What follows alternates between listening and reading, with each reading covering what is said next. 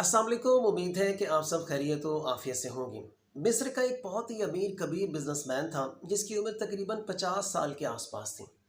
एक दिन वो अपने दफ्तर में बैठा था कि उसे ये महसूस होता है कि मेरे दिल में तकलीफ़ है, यानी मेरा दिल प्रॉपरली काम नहीं कर रहा। सो वो उठता है, काहिरा के महंगे तरीन हॉस्पिटल में जाता है और डॉक्टर्स को चेक करवाता है। काहिरा के हॉस्पिटल के डॉक्टर्स उसे चेक करने के बाद ये कहते हैं कि सर आपका इलाज मिस्र में नहीं है, यानी वो उसे जवाब दे देते हैं और उसे कहते हैं कि आपको यूरोप जाना पड़ेगा। सो वो फ़ौरन यूरोप की टिकट कटवाता है और यूरोप पहुंच जाता है। वहाँ पे वो डॉक्टर्स को जब चेक करवाता है तो डॉक्टर्स उसे चेक करने के बाद कहते हैं कि सर आपके पास बहुत कम वक्त रह गया है, यानी आपके पास चंद महीने हैं, उसके बाद आपकी मौत वाक़ई हो सकती है। सो वो यूरोप से अपने दिल का बाईपास करवाता है और मिस्र वापस आ जाता है और अपने ज़िंदगी के दिन गिनना शुरू कर देता है। अब एक दिन वो अपनी फैमिली के लिए, अपने घर वालों के लिए गोश्त लेने के लिए एक दुकान पर जाता है। वहाँ वो क्या देखता है कि एक औरत छीछड़ों को इकट्ठे कर रही है। अब छीछड़े आप सब जानते हैं क्या होते हैं कि जब कसाई गोश्त को साफ़ करता है तो वो जो गोश्त से जो चीज़ें या पीसेस वो उतारता है उन्हें हम छीछड़े कहते हैं। वो औरत उन छीछड़ों को इकट्ठा कर रही थी। वो बिजनेसमैन जब उस औरत को देखता है तो बहुत हैरान होता है और उस औरत से पूछता है कि आप ऐसा क्यों कर रही हैं, ये किस मकसद के लिए आप इकट्ठा कर रही हैं। सो वो औरत उस बिजनेसमैन को बताती है कि मेरे हस्बैंड का चूँकि इंतकाल हो चुका है, आज मेरे बच्चों ने मुझसे डिमांड की कि हमने गोश्त खाना है। अब अपने बच्चों को गोश्त खिलाने के लिए मेरे पास पैसे तो हैं नहीं हैं। सो मैं यहाँ पे आती हूँ, छिछड़ों को इकट्ठा करती हूँ इनका सालन बनाती हूँ, अपने बच्चों को खिलाती हूँ ताकि उन्हें ये महसूस हो कि हमने गोश्त खाया। सो वो बिज़नेसमैन ये बात सुनकर बहुत अफसरदा होता है और वो कहता, अपने दिल में सोचता है कि मेरे पास अब ज़िंदगी के चंद दिन रह गए हैं, तो क्यों ना मैं इस औरत की कुछ हेल्प करता हूँ। वो उस औरत को अपने साथ दुकान में लेकर जाता है, गोश्त दिलवाता है और कसाई से कहता है कि इस औरत को पहचान लो, ये औरत जब भी तुम्हारे पास आए तुमने इसे गोश्त देना है, जितना ये कहे उतना ही इसे आपने गोश्त देना है, पैसे उसके मैं पे करूँगा।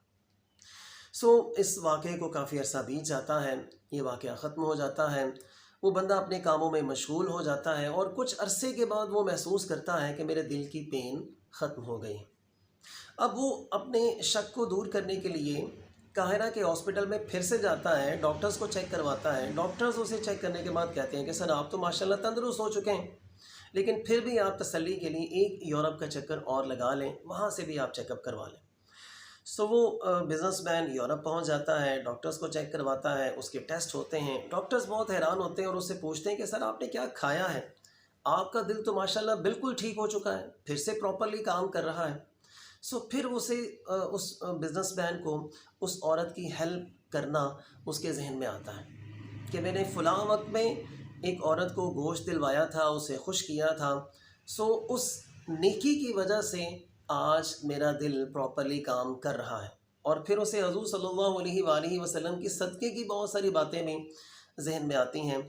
जैसे कि हज़ूर सल्लल्लाहु अलैहि वसल्लम की बहुत सारी ऐसी हदीस हैं जिसमें आपने फ़रमाया है कि सदका बलाओं को टालता है, बल्कि सदका आने वाली बलाओं को भी आप तक पहुँचने नहीं देता। उससे वो बिज़नेसमैन ये फ़ैसला करता है कि आज से मैं अपना और अपनी फैमिली का सदका रेगुलरली दिया करूँगा ताकि मैं इस किस्म के प्रॉब्लम्स से बच सकूँ।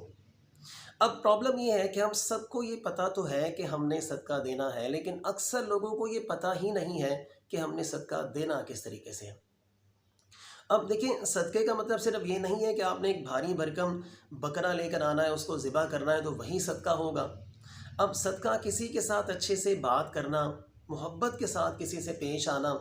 अगर आपके घर में कोई मेहमान आ गए, उनको आप प्रॉपर्ली टाइम देते हैं, उनके पास बैठते हैं, या किसी परेशान हाल बंदे के साथ जाकर आप अपनी बातों के ज़रिए उसकी परेशानी को आप ख़त्म कर देते हैं, तो ये सब कुछ भी सदक़े के अंदर आता है। और इसके अलावा आप एक और तरीके से भी सदका दे सकते हैं कि आपके आसपास अगर कोई माड़ी फैमिली है, कोई माड़ा बंदा है, 150 रुपये उसे देते हुए आप ये अपने माइंड में रख लें कि ये मैं अपना और अपनी फैमिली की तरफ से मैं सदका दे रहा हूँ। आज से ही आप भी कोशिश ये करें कि रोज़ाना की बुनियाद पे, वीकली, मंथली या कुछ दिनों के बाद आप कोशिश ये करें कि अपना, अपनी फैमिली का, अपने काम का आप सदका लाजमी दिया करें। क्यों? चूँकि सदका बलाओं को टालता है और आपको तंदुरुस्त और सेहतमंद रखता है।